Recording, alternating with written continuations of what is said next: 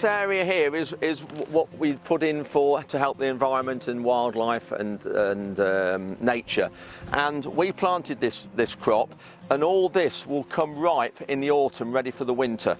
So winter is a tough time for wildlife in the UK because of the weather and the lack of food. So these plants will all supply birds and insects and wildlife with food. This will be ready in the autumn, and then it will drop food on the floor, and all the wildlife will then be able to feed throughout the winter.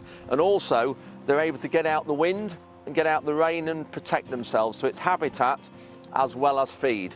Whoa. Right, that is the soil, and that is all the crops. So when this is during the growing season, these will eventually die. All this will ripen and die, and when we put it through the combine, this is what makes straw. So when you see a bale of straw, and livestock, cows and sheep, lay on straw, don't they? That's their bed. That will turn into straw, so it will die off. Naturally, that's its life. When it achieves the end of its life, it will die off and go yellow.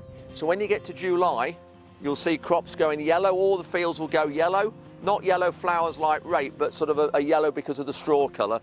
They wanted to take a lot of land out of production. So they don't want us to grow food on it. They want us to plant it with trees, which is really, really wrong, considering the war in Ukraine at the moment, and we are teetering on the edge of not having enough food in this country. That is really good, that. Can you see that? Yeah. Now that's the size of the seed. Look.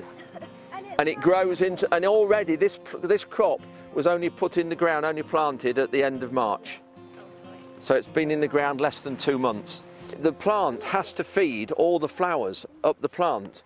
It has to get moisture, it has to get nutrients, so it's transported up the stem, so that the air gets through the stem and the nutrients are then transported through the outer part of the stem to the flowers. Otherwise the flowers would die. They're just like you. You need water, moisture, you need nutrients to help you keep alive, and these flowers and crops are just the same.